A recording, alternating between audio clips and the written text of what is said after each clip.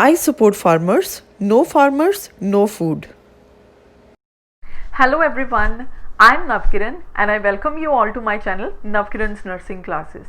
Friends, through this channel I always bring very useful and informative videos for nurses, especially for those nurses who are educated outside Canada and they want to become a registered nurse in Canada.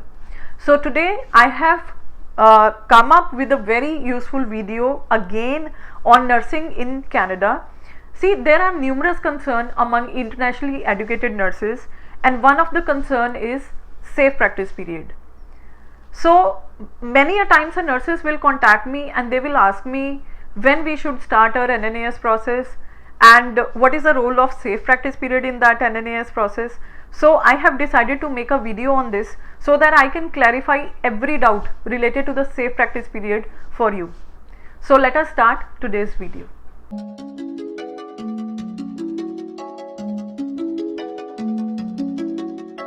So friends, as we all know, in Canada the process of becoming a registered nurse is very difficult, and sometimes it is not possible for internationally educated nurses to fulfill all the requirements in the given time.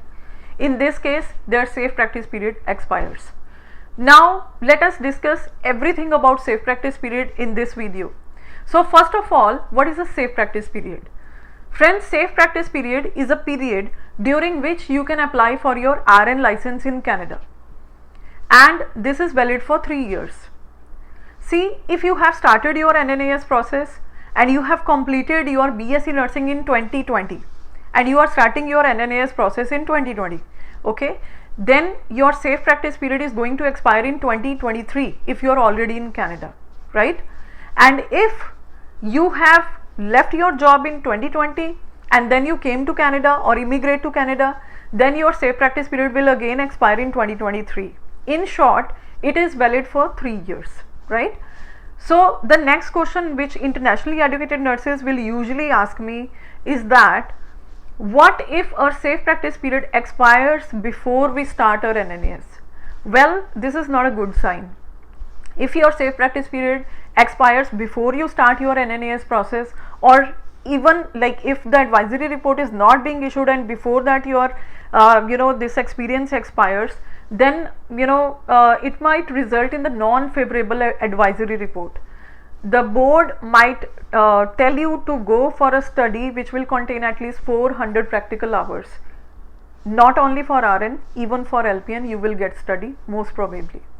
So it is always wise to start your NNAS process once you have decided to immigrate to Canada or once you are already in Canada, okay. The next question which comes to me is that like what if I had already started my NNAS process, I have got my advisory report and I have got my report from the nursing board, for example CNO.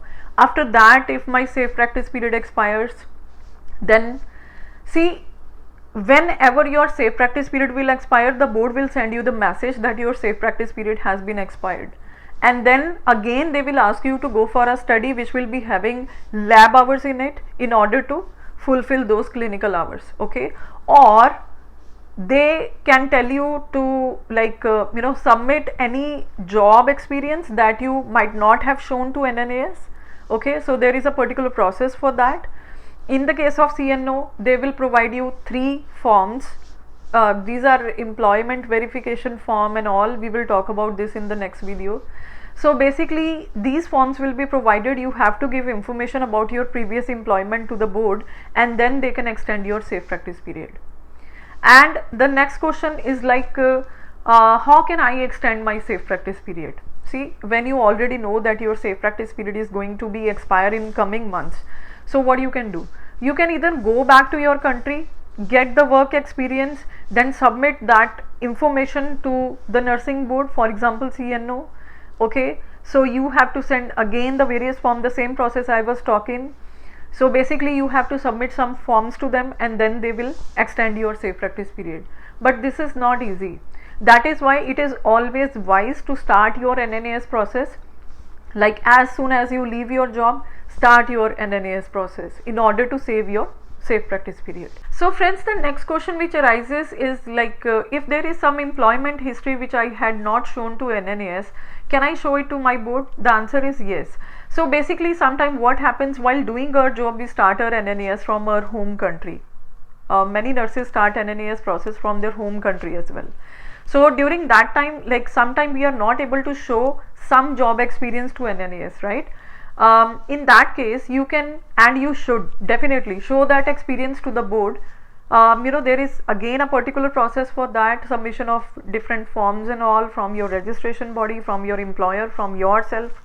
So basically you should submit this information to the board so that the board can extend your safe practice period. It is always a wise decision to show your extra employment if you have not shown this extra employment to NNAS. So from this video it can be clearly concluded, the main thing is to start your NNAS process on time. I personally know many internationally educated nurses who will not start their NNAS process for years even after coming to Canada, because their priorities once they are on the foreign land will change.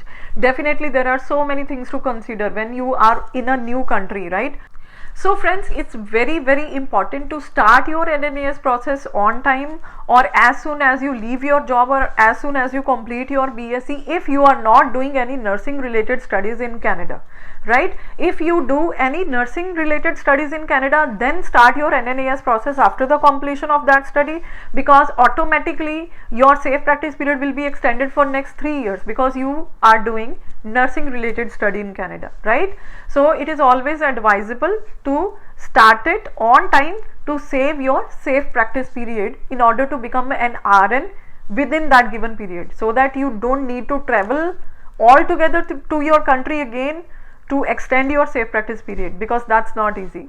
I hope this video was very helpful for you. If you think that this video is helpful for you, kindly share it with internationally educated nurses, your friends, your students, colleagues, and like my video and subscribe my channel, because through this channel I am continuously coming with a very informative and knowledgeable video for nurses. I'll see you in the next video. Thank you so much.